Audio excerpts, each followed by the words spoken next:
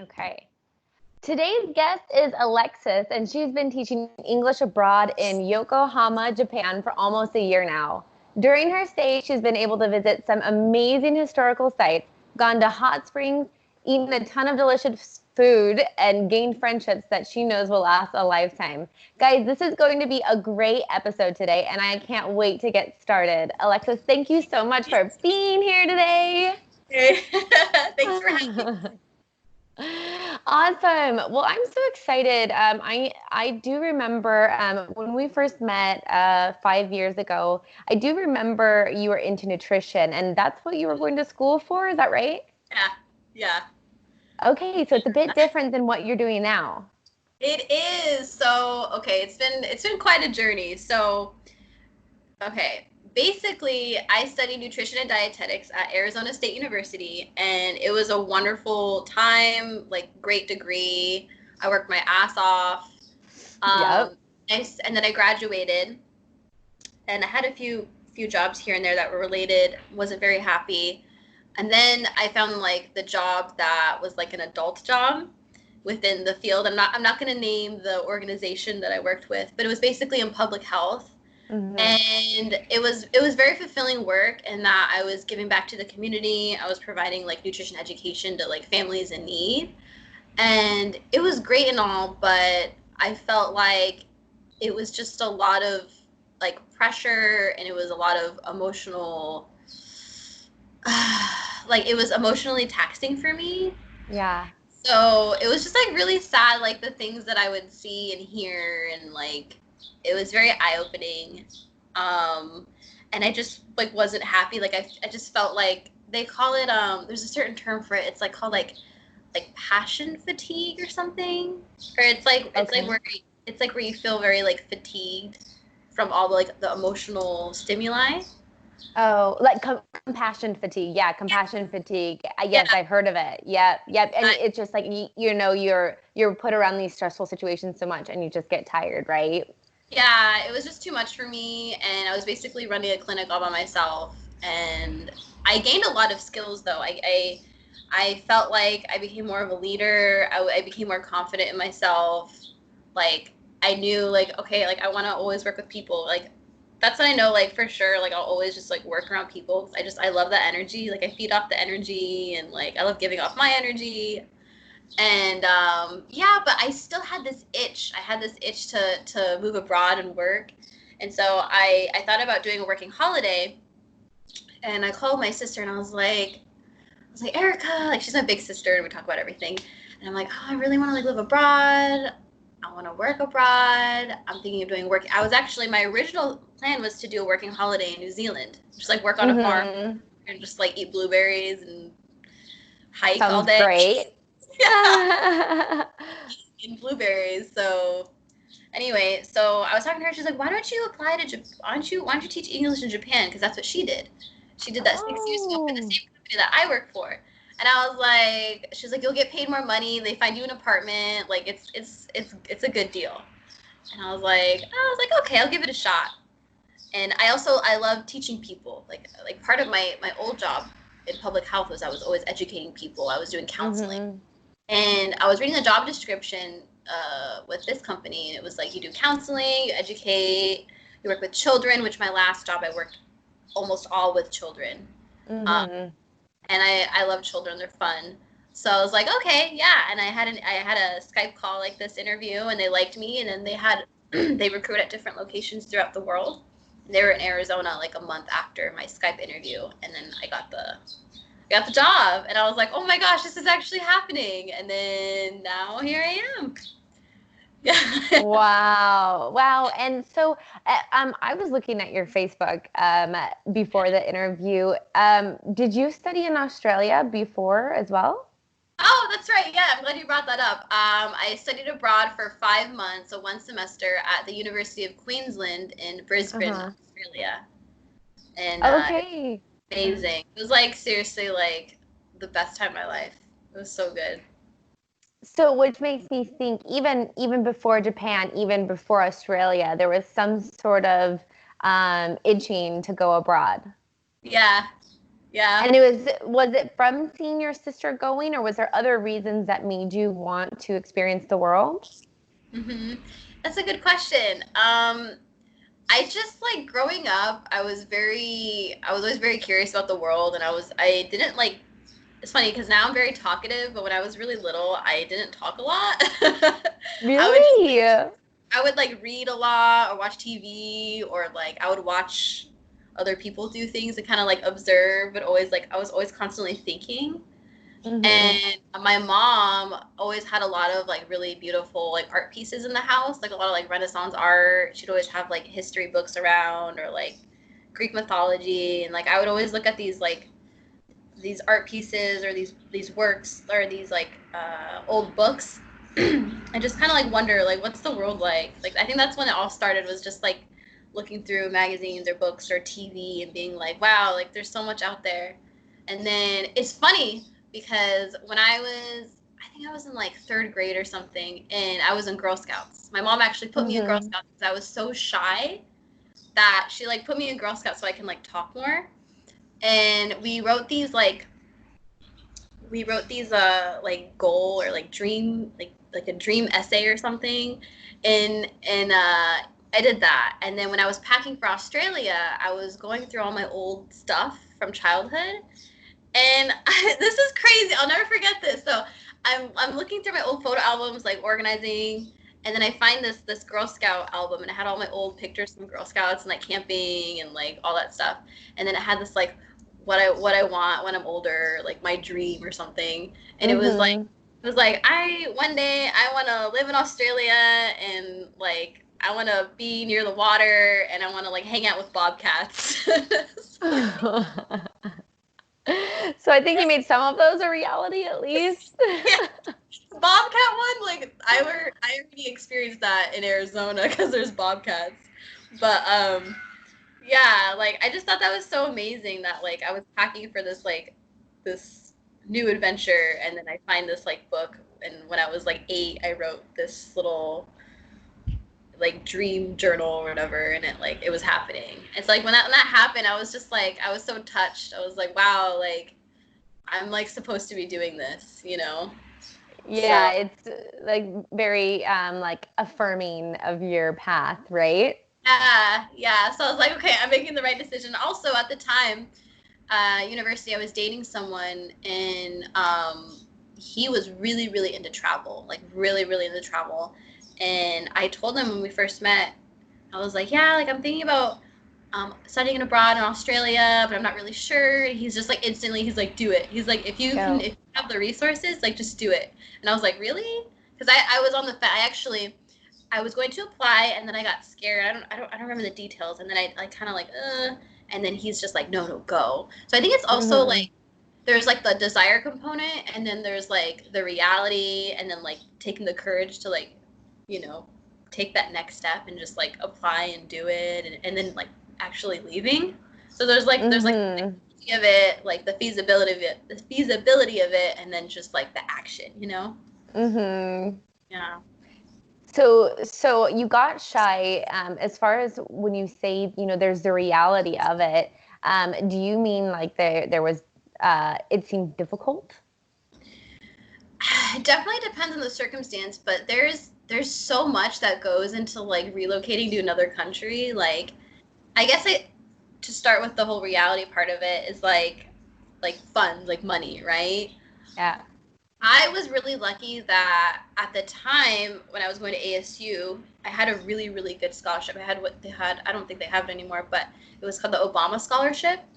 And so Mm-hmm. basically, because I got really good grades in high school, this is like a badass scholarship. Like I feel so blessed that I was able to receive the scholarship. But basically, it covered most of my tuition and books for 4 years, Mm-hmm. and a one semester of study abroad, which is just like Oh, what? Like that's yeah, cool. like Obama, yes. Bring him back. Yeah, I took advantage of that. And so it was a bit easier at the time because I had the scholarship and it just like worked out. I still had to save some money. I was working like little odd jobs here and there. But for this time around, I had to pay everything out of pocket. There was no scholarship. So luckily Right. luckily I had a full-time job working in public health. So I was making like, I wasn't making a crazy amount of money, but I was making enough to save. So basically, I just sacrificed a lot for like 5 months. I didn't go out with my friends, like go out drinking or like didn't go to like concerts or shows. I ate a lot of frozen dinners for lunch. Like, I was like super tight budget. I moved back in with my mom for 3 months to save on rent. Like I did all this stuff because I just knew in my mind I was like, there is no like, no is not an option. Like I'm gonna go. Yeah. Like you need that desire, you know. And so I had that motivation, and it was definitely a lot of sacrifice, but it was totally worth it. Because now I'm here and I'm like, I'm happy I'm here. So. If you didn't have your sister and her having that previous experience, do you think you would have still done it? Or how do you think that affected your decisions? That's a really good question. Actually, honestly, I wouldn't be in Japan and I wouldn't be working for the company that I'm working for because I don't think, maybe, but she definitely had a huge influence. Had an influence because if not here, I think I would be somewhere else. I think I would be in like New Zealand or Australia, or those are like the two main ones, I think. But then with like the whole COVID thing, I probably would have had to go back because it just wouldn't, it just, it doesn't seem smart to stay, and there's not like a lot of stability with what I would have been doing. So it worked out is what I'm saying. Yeah. Yeah. So I know you had mentioned before the interview, I'm not sure if we got it on video, but you had said that you wanted to go to New Zealand and hike and eat blueberries. Why did you decide after all that you wanted to have this Japan experience versus the New Zealand experience? Yeah, good question. So basically, it all really came down to like stability and like practicality, I suppose, because I was kind of like looking like making a pros and cons list in my head. I was like, New Zealand, like very like go with the flow, very just like I'm just gonna do what I want. Whereas Japan would have been a lot more, or is a lot more structured. They find me an apartment, I have a salary, I have medical benefits, like I can like kind of take root somewhere and kind of flourish from there. Whereas New Zealand would have been me just kind of like staying at a lot of like hostels or Airbnb, kind of like unsure about work. Work would always be changing. I'd have to deal with the elements. Like, I wouldn't have a car. The public transport system over there, I'm not really familiar with it, but it would have been a lot more harder, I feel like, or more difficult to just like move around the country. So, and Japan has an amazing transportation network. I was just like thinking about it, and I was like, also I'll be gaining more. I feel like I would have gaining more transferable skills to like other jobs in the future. And this is like professional, whereas working holiday is kind of more just like eat blueberries and like work on a farm and just kind of like chill. Right.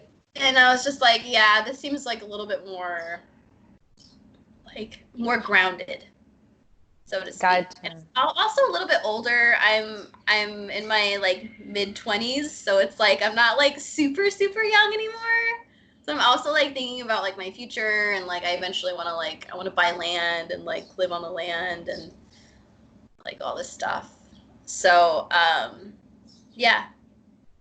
Yeah, no, that was a great response.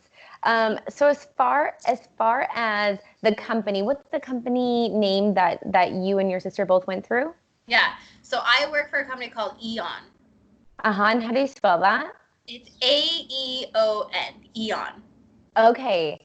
So this is a company that both you and your sister have gone through, and you're almost a year into it. Would you recommend it to other people that are interested in Japan and doing that? And do they do other places as well? So Aeon, I believe, is exclusive to Japan. I think I may have heard that they're starting up in like Malaysia or Singapore, but I could be completely wrong, but it's mainly in Japan, and they have like 250 schools throughout Japan. and I work in the Kanto area. So that's like where like Tokyo is and Kanagawa and Saitama. So how Japan is divided is like by prefecture, kind of like how we have like states, but they're not really like states. It's like a county, kind of like they're like counties. And so I live in Kanagawa, which is where Yokohama is, and they have schools everywhere. And it's a great company. They find you an apartment, and then when you get your paycheck, they just automatically take out the rent, which is really not that much compared to like America. Yes, and you get medical benefits. The pay is actually pretty decent, especially if like you're entry level, just graduating from university. Again, transportation system is great, so you don't have to worry about like having a car or anything, and you have 2 weeks paid training, and they train you like the training's really intense. I'm not gonna lie. Yeah. It's from like 11 at night or 11 in the morning all the way until like 8 o'clock at night for like 2 weeks. You get the weekends off, but it's like they start you know. They want to make sure that it's worth it for them and for you. Yeah, it's get a lot in there. It's kind of like I wouldn't, you know, like in college how they had like the weed out classes. Have you ever heard that term? Maybe I never took them. Oh, weed out class. Okay, so weed out class is like it's like a entry level class. Like for instance, Bio 181. I don't know if you know Bio 181. It's like introduction. Oh, okay. For biology majors, and it's really intense. And so like a lot of my friends and I would be like, oh, this is a weed out class, because it's like the students that really like stick and stay, you know, they usually move on, but then the ones that they'll like move drop forward, they don't. Yeah. Gotcha. So training is like kind of like a weed out class because it's really intense.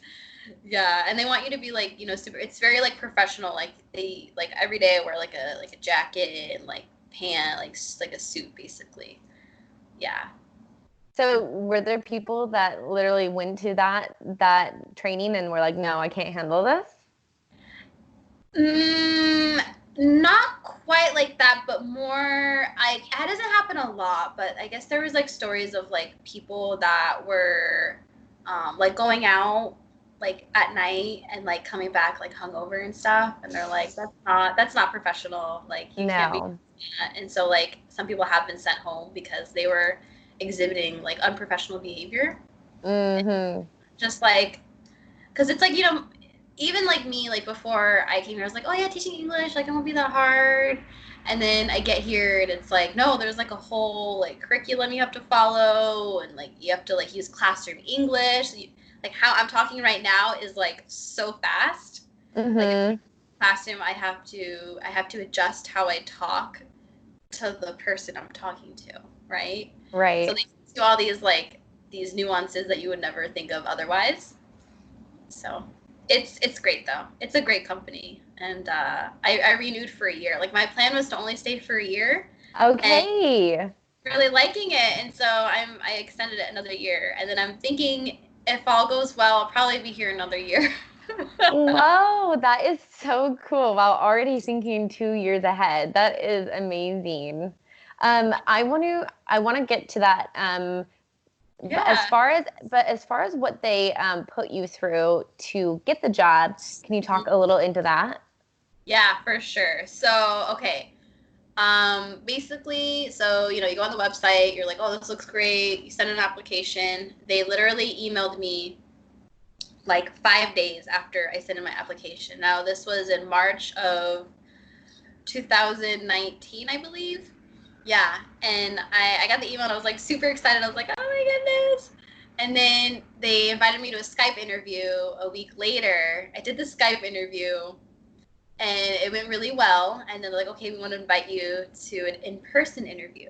And I was like, okay. And the in-person interview was a month after that. It was mid-April. And I was really nervous. I was very nervous because I was like, I really wanted this opportunity. And I walk in and the recruiter was this just super like smiley, sweet guy, and like the vibe, like I just felt like the energy, like it was just really good, and I just made like small talk with him, and it was really easy to talk to him, and I could tell he really liked that I just I just like automatically engaged with him before he engaged with me. I think that's Mm-hmm. also important, like going into an interview is just like just being you, and like even if you're uncomfortable inside, just like fight that fear, you know. Um, Confidence. yeah, Power confidence poses. is key. Yes. Another good thing about this job is that it gives you a lot of confidence. Like I'm a lot more comfortable speaking in front of people that I don't know Mm-hmm. because like that's what I do for my job. Yeah, so anyway, so we go in there and he gives like this like 2 hour presentation on like, you know, the history of the company, all the schools in around like Japan, and then he gets into the nitty gritty. Like, this is how much you need to get here. You know, this is like there might, you know, if you have any like special dietary requirements, it might be difficult for you. Like he went into everything, Wow. emotional. Like if you have any emotional issues, like the reality is that in Japan, mental health is still stigmatized and it's not super Oh. easy to get like mental health care. So if you have like anxiety, depression, like anything like that, really consider like what I liked about it is that it was very like honest. Like this isn't just some like fun little like flowery thing. Like this is a job, you know, and you Mm-hmm. whole new life you're about to embark on. Like we need to tell you, you know, the both sides of the story. You know what I mean? So it Yeah. was like eye opening. I was like, oh wow, like I didn't know that. And then, um, you know, he was showing us like a typical work schedule, and like it was like really like just you work a lot. Like I work a lot, yeah. Yeah. But yeah, it was like really honest. And then we had the first round. So then we did like he like taught us how to teach a class, like a sample class, and then he asked each person to teach us, or no, he asked it was me and oh, there's a bird. I lived like next to birds, so I'm like always looking out. But it was me and this other girl, and she was very nice, but she was very shy, like just like a lot quieter, and I'm very like, yeah, you know? And so Mm-hmm. we both taught a class, and then he would grade us, and then he like met with us one on one, and then we had like a solo interview. So it was a group interview and then solo interview, and then based off all of that, then they like give you an envelope, and then it has like if you got the job or not, and then I got the job, Mm-hmm. and I was Wow. just in shock. I was like, oh my gosh, like I'm really doing this. So Yeah. that was all within like that second in-person interview? Yeah, it was a lot. It was a lot. Like it was like a lot of information. This is how you teach a class. These are our classes. Okay, now teach us as your students. If you pass that, then you go to the solo interview, and then I had to teach another lesson to him, and it was like my first time ever doing that, so it was like I felt like I did really bad, but you know, apparently I did okay. He was looking for potential, maybe. Yeah, definitely, definitely. I think he smiled too. Right on. So I know for some countries they're more strict than others. I don't know if I've told you, but I taught English in China, and you didn't need, yeah. So you didn't need a degree for China. It was like a private school as well, so everything was under the table. Okay. But in your case, did they require you to have a degree, and then any other experiences or recommendations or anything like Yeah. that? No, definitely. That's a good question. So, you have to have a bachelor's degree. That's like Mm-hmm. bare minimum. You have to have a bachelor's degree. You don't have to have like there's like the TEFL and like Yep. all these, like certifications to teach English as a foreign language. I didn't have any of that, but like it's not you don't have to have it, but it's good if you want it. Like it's good to have it. Mm-hmm. And you know, I have a lot of experience in education, but not English education, but like nutrition. Like during Mm-hmm. university, I would I would go to this psychology nursery at ASU. You know how they have the psychology department at ASU, and Yes. they have like this nursery, and then you can like study the children, like observe them I or study. didn't know that. Uh, No. it was like a ASU like psychology nursery or something, and a lot of the professors actually would drop off their children there, and then they Okay. would go into preschool, learn everything, and then at the same time the children would be observed for People studying. are watching them. Interesting, because I would like I taught them nutrition for a semester, and I would just like before I would go in, I would like be watching like because it looks like mirrors, but then like people on their side watching, and I was like, oh, this is so cool. I was like, oh, okay. Like cool, kind of creepy. Maybe it wasn't creepy. Maybe it wasn't creepy. It just sounds a little creepy. I like creepy though, so yeah. So I did that, and I've done a lot of other volunteering, like education wise, and I'm just very passionate about like just providing knowledge to other people, so that way their lives can be improved. Well, whatever genre of knowledge that is. And so I have a lot of, and I've been working with people. Like I started working like literally like right when I turned 16. I was like, okay, I gotta start work. And I'm being around people, so I think I just have like that that zest. And then also they do want they want references, so I had to give them a few references, and they called them, and to verify that I'm not lying on my resume and all that stuff. But really, at the bare minimum, it's like bachelor's degree, some experience with education, people, and just like overall having like a really happy like demeanor, because that's also like, the thing about the schools. Like they're like, oh, our teachers are really great. They're really great with people. Like you have to have that extra like zest, because it's a lot of work. Like I'm at the school 9 hours a day, 5 days a week. Wow. So what's the time? What's the period of time? So generally I have Sunday and Monday off, like today's Monday, and then Tuesday through Saturday I work, and then Tuesday through Friday I work from 11:45 a.m. all the way until roughly 9:15 p.m. Oh, interesting. Yeah, and then on Saturday I work from like 9:45 a.m. to like 7:10 or so. Yeah, so the hours are kind of wonky, just because it's a private company. It's a conversational school, so a lot of our students they go to the school after like regular school, or like for like business people, they come to our school after work. So a lot of times they get off work at like 6 or 7 p.m. So then they come to our school right after.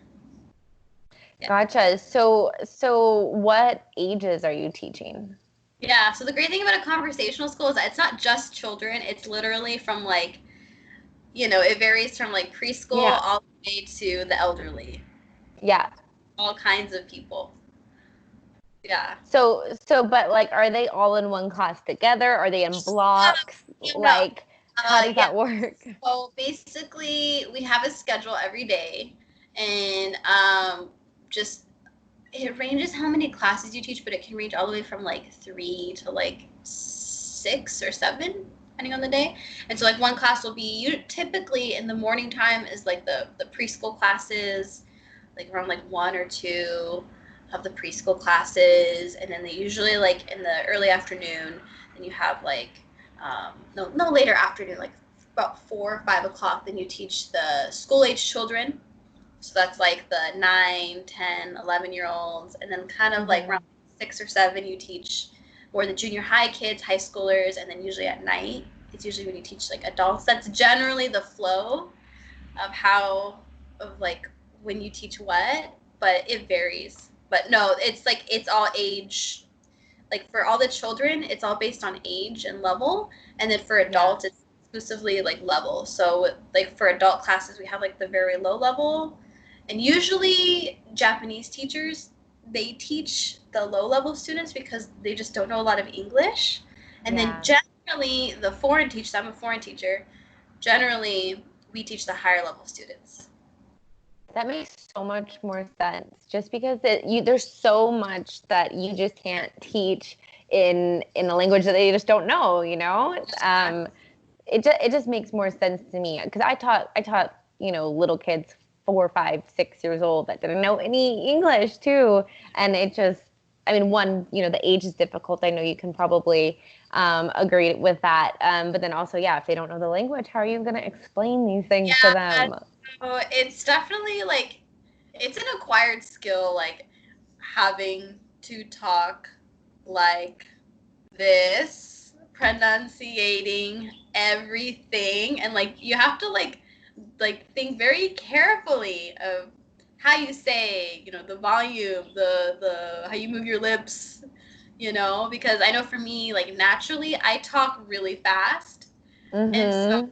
that was like probably one of the hardest things starting out, was just having to kind of like take a step back and like remember that they aren't native English speakers, and so like I have to like change how I speak depending on their level. And then also with kids, like when I first started, like it was really challenging for me to teach the kids because they just like they were like, "What are you saying?" I don't know. So now I use gestures all the time. I talk slower. I say less.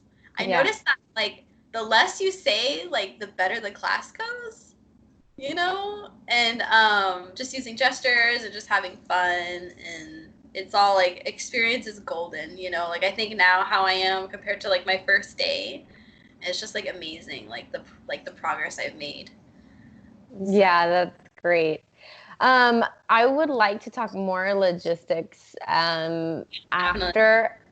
but after we talk a little bit more about your experience in Japan, just kind of mix it up because I know that work is a huge part. I know you said you work 9 hours a day, but and I don't want the listeners to think that's all you do, and that because a lot of us people that are wanting to go abroad really want to have a good time and experience a Oh, lot of different sure. things, For sure. I totally right? get that. I totally get that. So Yeah. I would love if you talked about some of the fun things that you've experienced, eye-opening experiences, beautiful places that you've gone, things you've eaten, whatever. Yeah, that's great. Yeah. So, just a little side note. I'm at the school for 9 hours, but I have an hour lunch break, so I only work for 8 hours. So it's a whole hour lunch break, which is nice. Uh, Ah, yeah, yes. yeah. Just want to get that out there. I'm like, I Don't don't feel be a day too nine scared. hours. Oh my gosh. But yeah, I've done a lot of traveling now that I think back. I definitely want to start out with the food. Like, oh my goodness, the food here is like, it might be one of my favorite things about Japan. Maybe the most. But have you ever seen the movie Eat, Pray, Love? I've With seen Julia parts of it. I didn't finish it. It was probably, I think I was just sleepy that night. Hard. It's okay. There's actually a lot of people that don't like it, but I actually really enjoyed the movie. But the first part of her adventure, I think she's gone for like a year, yeah. And the first place she goes to is Italy. And my favorite scenes in that movie is when she's in Italy and like she sits down and then they bring her the dish and it's just like this beautiful like plate of pasta and she's like, "Oh my goodness." And then she has no what is it, inhibitions, like she just Uh-huh. goes it, and then like it's just like I love how like I'm really into like movies and cinematography and all that and like film stuff, and I just love how they showcase her experience with those meals, and like whenever like I experience like a really beautiful meal, I think about like those scenes in the movie and I'm like, oh, I'm like Julia Roberts right now, and like That's imagine awesome. like going in all close and like looking at the like panning over the meal, and like it's just the craftsmanship is just something else here. Like even like non-Japanese food, like Italian food or even like American food, like it's just made like you can just like taste and see the craftsmanship put into it. Like I'll give you an example. Like I was out with some friends and we went to Wendy's, and I think I just ordered like French fries or something. But they brought my friend the Wendy's burger, and when you think of like Wendy's or McDonald's and you think of like the hamburger, it looks really like sad and like smashed and Yeah. like roadkill almost. And it was like all like just it looked like the ad. Like it just looked really pretty, and I was like, wow. I was like, that looks really nice for a Wendy's burger. It's like little things, or like when you go out to eat, there's just like another level of care, and like they just seem like happier to like provide you that meal. Like the services, and I'm not saying this is like every single place. Like I haven't had an amazing experience everywhere, but for the most part, it's just like very like fresh and Um, uh, mm, we in Japanese, oishi means delicious. So I just want to say it's like oishi. And Ah. yeah, oishi. I know a little bit. I'm a little bit Japanese, and yeah, it's just damn good. I'm sorry, I don't know what else to say about it. Also, the sushi. So I was actually telling my friend this last night. So when I arrived to Japan, I was like, I'm not gonna eat any sushi. Like it's raw fish. Like that's gross. Like even though like Really? I love like ramen and like tempura and like udon and soba. Um, yeah, I was like, oh, sushi kind of weirds me out because it's not cooked. And then I was invited to a going away party at this like really nice sushi restaurant, and it was like this beautiful platter of sushi, just pure sashimi. The raw fish. It Mm-hmm. had like flowers and like all these like ornaments on it, and I was like, I feel really rude not like trying this while Yeah. my all it's a going away party. It's like I was like, okay, I'm just gonna have one. I'm just gonna have one piece of salmon because salmon's my favorite, and then I like I dip it in. I'm like kind of scared, but also really excited because I'm like, oh my god, it's like my first like actual Japanese sushi. And then like put it in my mouth, and I'm just like, my eyes like roll back in my head. I'm like, oh, It it was was good. it was like buttery. Like it was like buttery and like it kind of like almost like feels like it's like melting in your mouth. So And you then hadn't eaten sushi before that? I did. My dad, when I was like 12, he would take me out for sushi on the weekends here and there, and we'd have sushi together. But then when I got older and I just kind of lost interest, and then also I studied like nutrition and food science, so we were very about like food safety. Sure, Mm-hmm. cooked to like a certain temperature, like yeah, had a lot of exams on food safety. So I was very like, no, like that's not right. We shouldn't be eating raw fish. But it's like that's the other thing. It's like you have to like if you move to another country, like if you have like a lot of dietary restrictions, like which I had when I was in America, like I was very like, okay, I'm only eating gluten free, like um, I can't have too much processed food or like I still don't eat like a ton of meat. Like if I do, it's like once or twice a week I'll have fish. Mm-hmm. Um, but I kind of let that go to a certain extent because I wanted to like embrace the culture and like Mm-hmm. feel like if I would have been like too militant about my diet, like my experience here would not be the same. Like I feel like I would be missing out. I'm so glad you shared that because that's actually one of the questions that I had for you was, being somebody that has gone through nutrition, graduated in nutrition, had Yeah. jobs in nutrition, Yeah. how is it being there, and it sounds like you're a little bit more relaxed. It's fascinating actually. I can go on and on about that, but essentially, so I have like some health issues, and that's like why which I'm not going to get super into. But yeah, I have some health issues, and so a big part of why I studied nutrition was to kind of help with my health condition. And I realized that like yeah, nutrition plays like a huge role in the body and feeling better and all of that. And in the interview, like I was saying earlier, he said like if you have any dietary restrictions, like be wary because being a vegan or vegetarian here is quite difficult unless you want to cook every day. Yeah. So that was definitely like in the back of my mind, like well crap, like I eat mostly vegetarian, but if I move there, it's gonna be difficult. But I really want to live there, so I had like a moral dilemma in my head. I was like, you know what I mean? Yeah. But even so, when I was in America, I wasn't like a militant vegan or like militant vegetarian. I was just very like, I eat more plants and I eat less meat. Like that's kind of Yeah. like my philosophy, more balanced. Um, and so I was like, you know what? Like I'm just gonna go with it and see what happens. And so overall, the food here, like, let's start out with portions. So the portions here are like way smaller. Mm-hmm. Like if you go to like a McDonald's or fast food place, like the large is like that big maybe. Yeah. Everything's just smaller. Everything's just smaller. So I really actually, and that's been kind of an issue for me in the past. Was like I would like overeat, and I've noticed being here, I'm starting to eat like smaller portions just because that's the culture. And Mm-hmm. um, like when people eat, they have like their right, like more traditional meal, like traditional Japanese food is like you have your rice, you have a little bit of fish, you have some pickles or like fermented food. Fermented food's a Mm-hmm. big thing here, and then like some miso soup, and then like some green tea. Like that's like a very traditional like Japanese meal, which I like. I love. Sounds delicious. I love traditional Japanese food. It's great. But yeah, when I first arrived here, I kind of just said like, I just said like, screw it. I'm just gonna eat what I want, which emotionally was really great because I was experiencing all these like amazing foods, but my waistline, that wasn't doing too great. So then I had to take a step back, and I was like, okay, like I really want to experience like these foods, but I also have to be like realistic with my own dietary stuff. So now I kind of feel like I have a good balance now where I'm eat all the time, because everything, like Japan is like it's like the land of convenience. Like convenience is king here. There's like a ton of convenience stores. Like there's vending machines everywhere. Like if I'm in a hurry, literally like I can just get a water or coffee, or you can even get soup from the vending machine. They have really? Yeah. That's cool.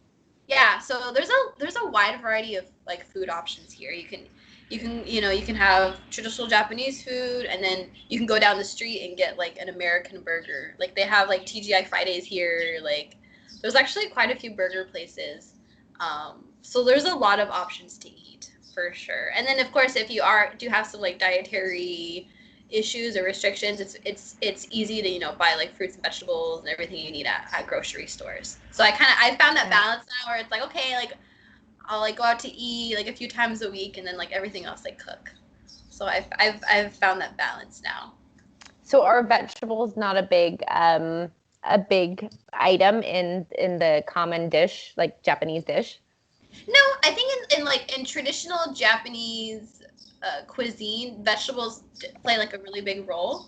Like you get like a salad, or like you have like the fermented vegetables, and then like you have like your protein. But also in terms of like protein, like the amount of meat you get is significantly less. It's like the actual recommended value you need. Like in America, the actual if you look at the US dietary guidelines, per serving of meat, you only need like the size of your palm. Yeah. Like that's fine.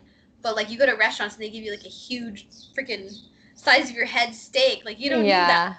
And so it's like, it's interesting coming from a nutrition background, because I'm always constantly like looking at the meals and kind of like studying it in a way. And I'm like, oh, like, yeah, like that's a good portion size, or like that's what we should be eating, or like, it's just very like balanced. But it's easy to like overindulge on like the maybe not so healthy stuff. Like for instance, ramen. Like ramen it's so good, but you have to be really careful because it's very high in salt, it's very high in fat, oil. And it's, so I limit ramen to like once a week, if that. Whereas when I first moved here, I was like, ramen every day, but it's just not good for you. So I would eat ramen every day if it was the same nutrition as vegetables. That's the truth. Okay, so moving on from food, where do you go next? Okay, so travel. Let's talk about travel. So traveling here is like really great because again, you have like the train that works. Everything's so integrated, and then you have like the bullet trains, which are super convenient. So like for instance, driving from Tokyo all the way to like Osaka generally would be between like 5 or 6 hours, give or take. But if you take the bullet train, which in Japanese we say Shinkansen, the Shinkansen or bullet train, that can take you to Osaka from like Tokyo or Yokohama between like 2 to 2.5 hours. It's just a lot quicker. Yeah. Yeah. So there's like so many transportation, like just like so many ways to get places. And there's a lot of like passes because there's so much tourism in Japan that there's a lot of like 3-day passes, 4-day passes. Like my ex and I, we went to, we traveled a lot while he was here, but we went to Hakone for, I believe it was 3 days, and we got like a 3-day pass, and it's like, we went on like a really cool little like cruise around the Lake Ashi, which is really famous in Hakone. It's beautiful.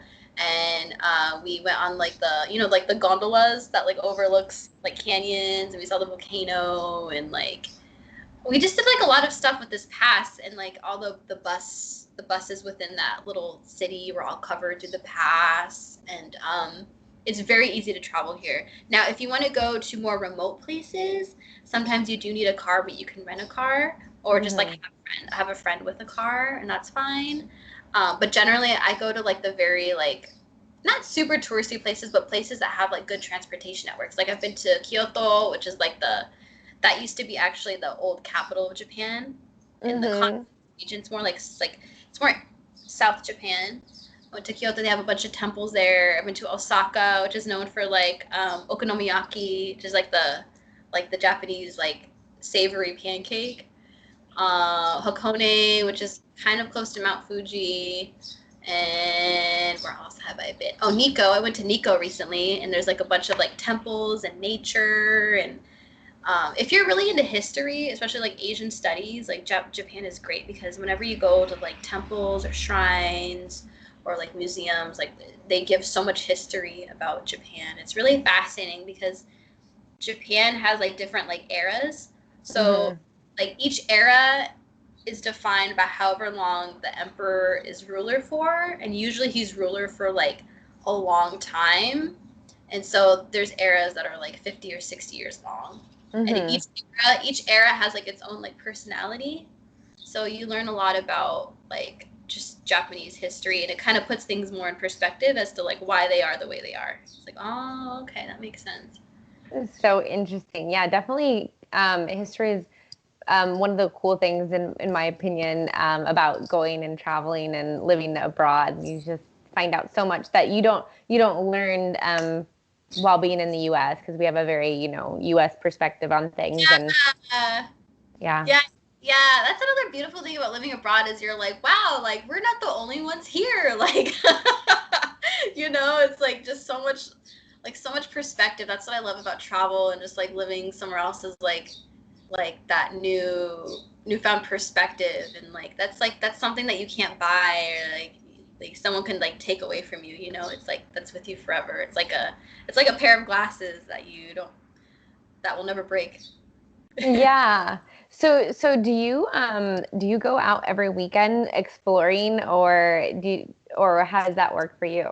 So funny you say that. So for the past, couple months, not as much as before because I'm not going to say why, but everyone knows. Yeah. But I'm like, for a second, I'm like, wait, why? And then I was like, oh yeah. pre-COVID, I love meeting new people. I love going out. I would say when I first arrived, I was a little homesick. It's natural. I don't know if you've heard of the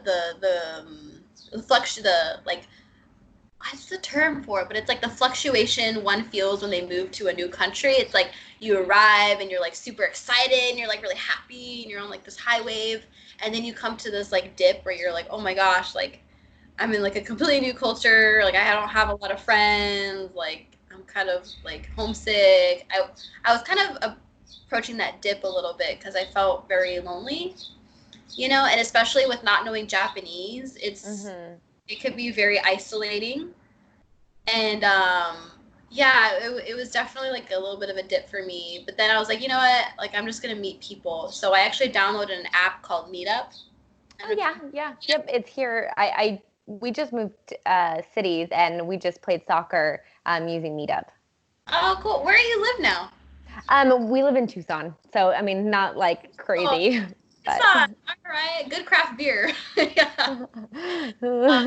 Yeah. So I used the Meetup app and I went out to like some different bars and met quite a few people from there. And now I have like some really like tight knit friendships from that app. And so it's like a lot of it is like putting yourself out there, like, which is what you have to have that intention of like, okay, I'm going to like use this app. I'm going to like just be super present and have intentions of like making new friends, and that's like, you have to put yourself out there because if you just sulk in your like wallow and you're like, oh, I don't know anybody, I don't have any friends, like you're just gonna keep spiraling.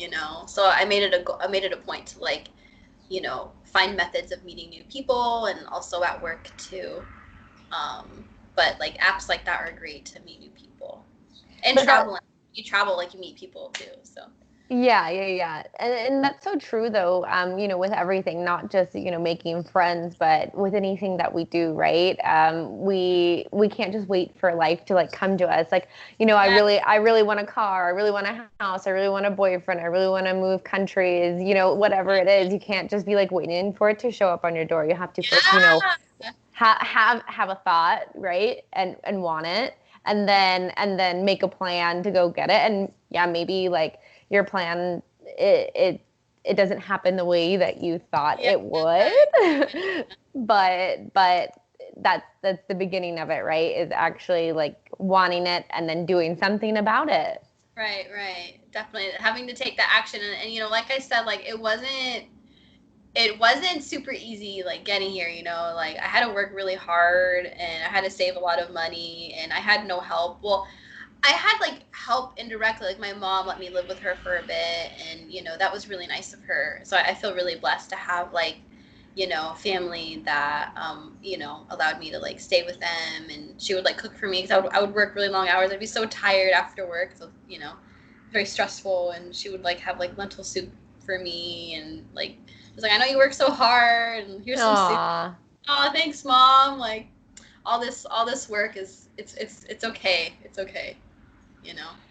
Yeah, that's so sweet. Isn't it? It's probably a different experience there too in Japan, right? Because from what I understand, Yeah. their culture, like they support their family even more than what you've just described. Because from your perspective, it's like, oh, it was really nice that my mom helped me out. But there, it's kind of like, no, like your family, you stay with your family and you live there for forever until like you want to move. I really don't know. Maybe you can explain that a little bit more. I'm actually still kind of wondering about that, but from what I've gathered, just talking to locals, it's like it's not because in America it's stigmatized. Like if you live with your parents after you're 18 or like even like after university, it's kind of like, oh, like they still live with their parents, like what a like loser or something. Like that's not Yeah.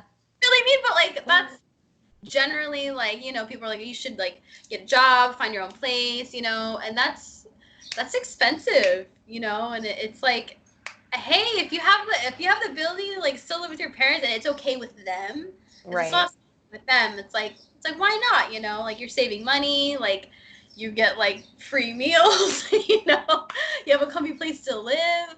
But here it's like yeah, I've noticed generally like there's not a stigma with like living with your parents when you're older. Like usually it's people, they move out if they get like a full-time job and they live in the city and their parents live in like a rural area. It's, Mm-hmm. it's when it's like more like they have to move, Yeah. not just because society tells them to move, or it's like they get married and they want to start their own family or something like that. Gotcha. But you've seen adults like living with their families. Yeah, it's more normal here. Like it's just like a thing. Yeah. Gotcha. So, back to logistics, and I don't know how comfortable you are about sharing, but Right. it's really important, for people who are interested in knowing, like, to know their potential. Like, what is it that they can make? What is it that you make? Can you save Yeah. money while you're there? Yeah. And I know you talked a little bit into, the living situation. I'm just curious, Yeah. how much you spend, that sort of thing. Money. Okay. Okay, yeah. So, it really all comes down to how you budget. So even for me personally, like I'm gonna be like super honest. I'm not the best budgeter. Like I like nice things, and I really like to Yeah. travel. So, so yeah, like saving wise, I have like some saved. I would like to save more, but Japan is a little expensive. I will say that. Like, Yeah. you have your bills to pay. There's like food. It's not like Thailand or something where like the American dollar goes a really long way. Like Hmm. it's a bit expensive, so you have to definitely be careful. Like there are times where like I'm like, do I want a haircut or do I want to pay my water bill? I'm like, I'm like, what? Haircut. Water. Oh, you chose the water bill. So at the end of the day, like it's definitely like you can save, but then you're not. you're not really gonna be like maybe indulging as much. And also like for me, like on my lunch breaks, like I know I should make my own food, but I just like don't make time for it, honestly, because I'm just so tired after work. I'm just like, I don't want to make my lunch for tomorrow. So I do go out for lunch. But if you make your own meals, if you make your own meals and have like a budget plan, you'll be fine. Like you can definitely save money. For me personally, I sometimes buy a lot of like really expensive face products or makeup. Like I love those kinds of things, and I'm single, like no kids, whatever. So I do splurge a bit. But it's definitely like it's feasible, and like what I don't feel completely comfortable like telling like how much I make, but definitely like it's enough for one person to live off of and save and do some traveling and be a little comfortable. Gotcha. So, and I'm sure, you know, if people really want to get nitty gritty, they can probably do some Google searches, you know. Well, yeah. Like it's not like I'm not like, oh, I'm living off of like ramen, you know, or whatever. Like I have a good life. Great. So do you have a bidet? I love that you asked that. Actually, I don't, which is really sad because that's another thing I wanted to get into. There, a couple things. So during training, you make a lot of friends. Like as long as like you're friendly and like everyone's super chill. Like in training, you're all in it together. I have a couple close friends from training, and one of my friends, the day we moved into our apartment, she videotaped her apartment compared to mine, and like the thing with the whole apartment thing, it sounded really redundant, but it's very luck of the draw. Yeah. So like one person's apartment might be like a little bit bigger. They might have a bidet. One, like for me, I don't have a bidet. My apartment, as you can see, is quite small, but it's because where I live. So I live in like a pretty big city. Like I live by everything. It's very convenient. So that means that the rent's a little bit more expensive for the company, and then so the space is smaller. Whereas my training mate, she works more in the rural area, so her apartment's a little bit bigger, and she has a bidet. So, like, I wish I had a bidet because I love bidets, and Japanese toilets are just amazing. Like, I've just had moments where, like, I go into a bathroom and I'm like, wow, this is like high class bathroom. Yeah, like there's at the train station that's near me. They're my favorite bathrooms of all time. Like they have like a music setting. Like you sit down. No way. The toilet seat is heated, and it looks all like clean. And then there's like different types of ways the water moves. And then there's like the little music function, so you can like turn the music on, so that way you have like privacy when you go to the bathroom. And then it even has a dryer in it. And I remember the first time I pressed the dryer button, I was just like laughing really loud because I was like, wow, Japan. I was like, you really know how to make toilets. Yeah. Or sometimes you'll go into a bathroom, a public restroom, and the toilet seat just like moves because it like senses that you're there, and it like lights up, and it's like just like ready for you to use. It's like, yeah. Are there other things like that in Japan where like, wow, you guys really knew what you were doing? Yeah, like when people take your order, it's usually very like just very straightforward, and it's very like a lot of the restaurants have this little like, they don't like write things down, but it's like a little mini like computer, and they just like touch it, and then they're done and they go. Or like instead of like calling the waiter or like waiting for the waiter, there's usually like a call button when you go to a restaurant. You just press the button and it goes like doo doo, and like a bell goes off, and then they come to you. It's like, oh, that's cute. Yeah, it's very like streamlined, a lot of things.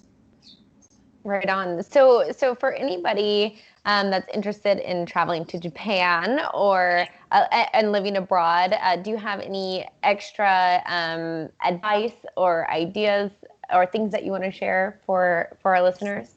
I would say definitely if you have an interest, like go for it, you know, if you have that curiosity. But definitely, you know, do your research. There's so much that you can find online. Like YouTube is like a great resource.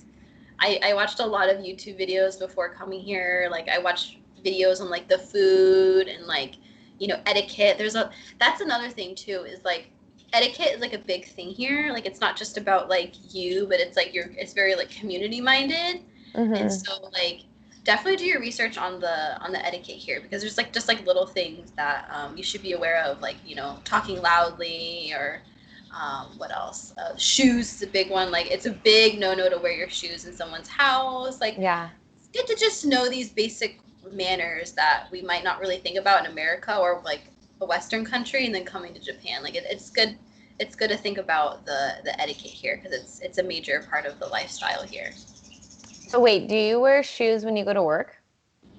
So it depends on the company. So Yeah. like, for instance, the training where I was trained, you can't wear shoes in the training center, slippers. But like where I work at my school, because we have like the students there, we all wear shoes.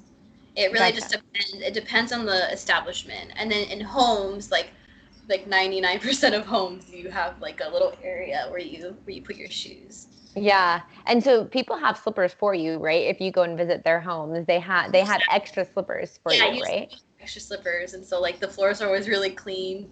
Yeah. I literally, because we just bought our house, and I was literally telling my husband, thank you. Yeah, that's really amazing. But I was telling him, I was like, yes, we should make this a no shoe house, because it's not really common in the US, but I don't want to clean the floors all the time.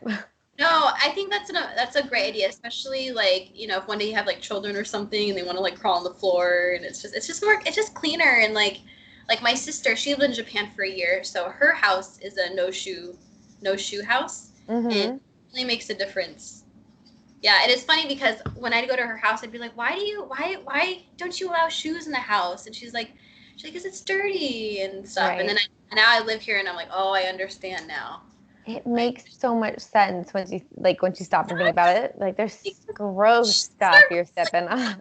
Shoes are like really nasty. Yeah. So. For sure.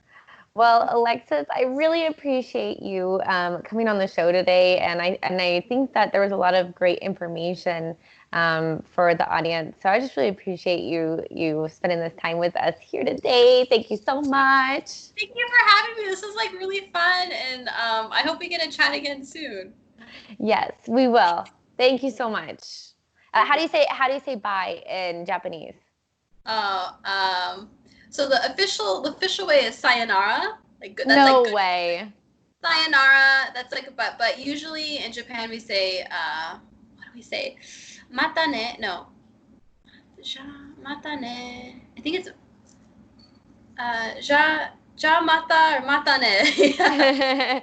We all know thank you though, right? You just say arigato. Arigato gozaimasu is like the official way.